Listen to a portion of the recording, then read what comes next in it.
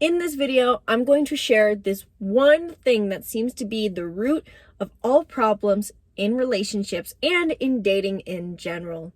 So if you're someone who feels frustrated in your current relationship, if you are someone who recently had a relationship fail and you couldn't figure out exactly why it was going so wrong, watch this video because I have a feeling that this is the reason.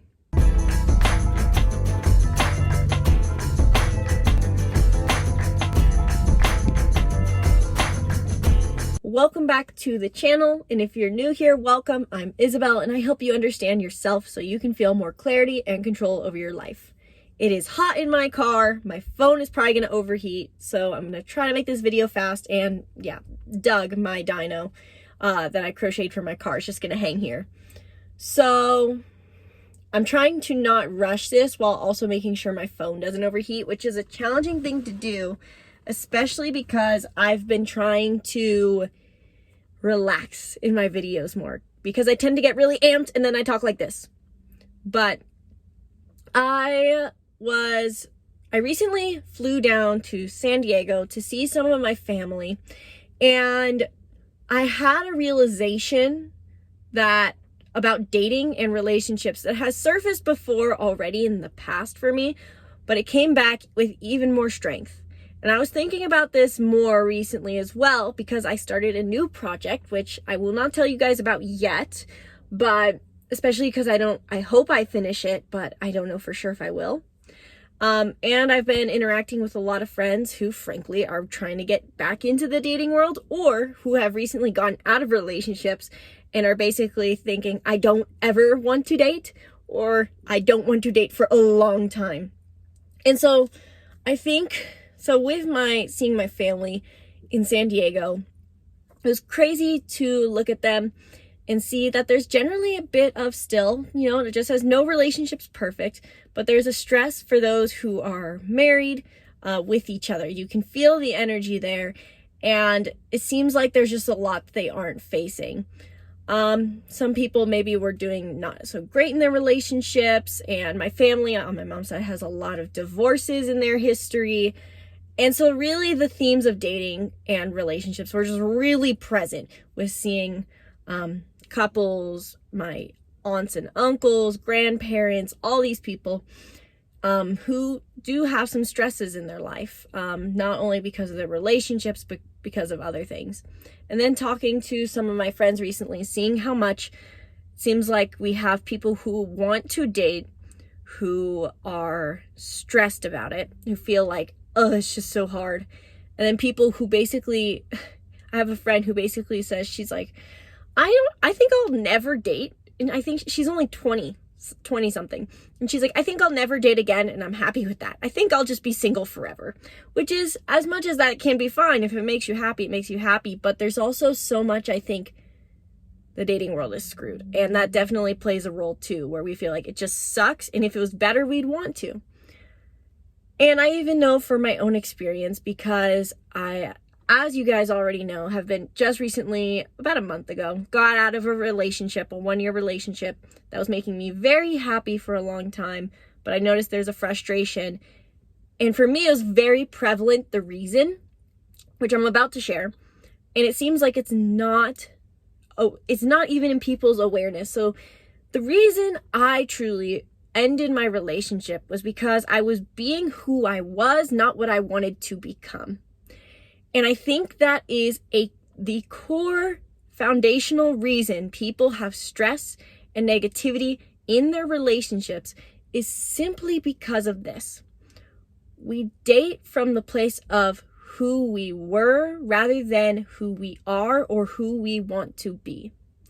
And this is simply programming, so to say. But think about it. Think about your last relationship for a minute. Think about your relationship you're in. And if you've been frustrated in it, or if you were, I'm guessing it's because you probably felt like you were being someone of your past. You were in a habitual pattern where you had to act a certain way.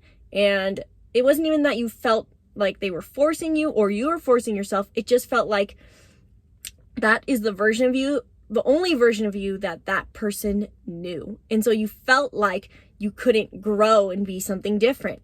Or even so, you were limiting yourself out of fear that, what if I'm something different and they don't love me? That is a huge one for people too. So I know that for me, in my relationship, I was getting to be the version of myself that I wanted to be as a child. And I finally got to embrace that childhood self. But in that process, I was not necessarily getting to be who I wanted to become. I had to be this habitual version of myself, especially because just really what that means is I was frustrated in the relationship that I was growing into someone else and someone else was being habitual. So there's that part too. Someone being a caricature of yourself, so to say. My phone's already overheating, so we're going to move you off the dash to see if this keeps my phone from overheating since it's not in the sun then. But, so basically, there's a reason for this, and I think it plays the biggest role that we can change personally if we become aware of it, and then on top of it, also being able to simply just, eventually not be the habitual version of ourselves. So to break this down even more, what I mean by being who you were, our brain, our personality is formed in the first, let's say 14 years of our life. The majority of our brain's wiring is formed in the first 7 years. And so we basically create in our brain highways of thought, taking us from point to point that if this happens, we do this. It's like how we are, and it's for survival. So, we learn like don't touch a hot pan because if we can feel the heat, we shouldn't. But we also get this for, if I'm outgoing, people like me. And that's why we have the 9 Enneagram types. There are 9 different core programmings / traumas / wounds that we can have, and they create our personality. And because this is wired into us, it's hard to break. And so under this idea of the Enneagram, this is not only our personality, but our wounds that we're trying to fulfill. So for me, as a 9, it was, I need to be harmonious to be loved. And so I was this peaceful, easygoing personality, but deep down, I wanted to be more enthusiastic and playful, but also get to be really soft and sensitive and delicate. So I finally found a relationship that fulfilled that. However, while your Enneagram is your personality, it's mainly your wound. Your personality is built off of your childhood wound. And so if you're seeking a partner from that place, you're going to find that eventually when you have that feeling of you wake up and you don't really like your partner anymore, it's because you've grown past your wound and you want to be more than who you were. So I know for me as a 9, while I was enjoying being in a relationship with someone who finally let me soften and be playful, I also felt frustrated because my growth is a 3. And so eventually I want to move past my beliefs of, I get it, I'm unlovable if I start conflict, blah, blah, blah, blah. I'm moving past that. So now I want to be goal driven. And if that someone can't get on that wavelength with me, then it made it harder.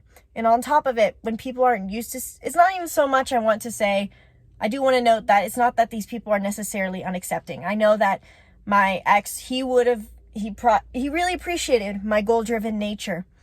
But because that, it's hard to explain, but basically because that wasn't his expectation to appreciate that, I guess, or see that. Basically because I wanted someone then, basically as we grow, we want people to grow with us. That is really what I'm trying to say. And so we seek people who meet us at our wound, and then it's harder for them to force them to change. We can't try to change people. So what if instead we sought out partners from our growth? So for example, if I was to date again, maybe if I sought out a type 3 partner or someone generally who is more ambitious and driven, then I'd likely be less frustrated because then I can learn to take care of myself and heal my own wound rather than expecting someone else to heal it for me. And then I get the benefit of having someone who's with me at my best, who I can be my best self with, basically. Not for the sake of I have to, but I get to. And so basically, I think what happens is we seek out others who, as I said, heal the wound in us, or it's not even heal, because we can only heal our own wound truly. People can help us heal, but we only heal our wound. So we seek out people who numb our wound, but then we can't grow with them. And then we feel frustrated because they're not growing with us. So, and on top of it too, simply, when we enter the dating realm, this plays out too because we're thinking habitually about who we're supposed to be, that we're not getting to be who we truly feel we are. So ask yourself, in your recent relationships, in your previous one, current one, in dating, do you feel like you have to unconsciously be someone that you've habitually been because you've been taught in childhood that that version of yourself is the one that will be loved? What do you want to be? Look into your Enneagram too. What is your growth? And see what would it be like to be that and have a partner who is on that train with you, so to say. And then if you just took care of yourself. I think in the end, seeing my family and noticing my own relationship, all these people, they've been in such a persona out of who they've been taught they need to be in their earlier years of life, especially, that now their life is built around this personality and their relationship with their life that they now, as married couples, have to share. They're stuck in this persona of a life that no longer feels fulfilling because they can't allow themselves to grow and evolve, especially because if one partner is growing and evolving and the other isn't, that forms a greater divide. And so that's where that feeling of being lost comes from. I know that's definitely what I was feeling in my relationship, hence why I ended it. But luckily I was not married, so I was able to do that more easily. And that's why I invite you to think about it too, because I think there's so many couples nowadays who are married who feel this sense of, it is a lot of money basically to back out now, and it's much harder. And even like maybe having kids as a support makes that a whole different story. So ask yourself now, who are you going to want to grow into? Who do you currently want to grow into? And what kind of partner will align with that? Because if we seek people from the place of who we were in our wound, we're going to end up with a future where we feel stuck. And if you want to stay who you are and you're happy with this simple version of yourself, so to say, then that's good too. But know that if you choose to grow, I think it's harder if we're meeting people from the place of heal me, so to say, or affirm this trauma that I had. So I highly recommend that you look into your Enneagram to understand this, because I know it helped me understand mine. And if you want help with that, then hit the link in the description below to book a 1-hour coaching call known as a reading with me, where we dive deep into your personality and not only look at your Enneagram, but astrology and more. And if you're looking either to reframe your dating life, if you're in a relationship and you want to fix it, you need help with it, if you're struggling, or if you just want to develop yourself and understand where you need to go in life, what you're meant to do, build your career, etc., these readings are for you. So book in the link in the description below. Be sure to subscribe to the YouTube channel, and thank you guys for watching. Once again, my name's Isabelle, and from my heart to yours, namaste.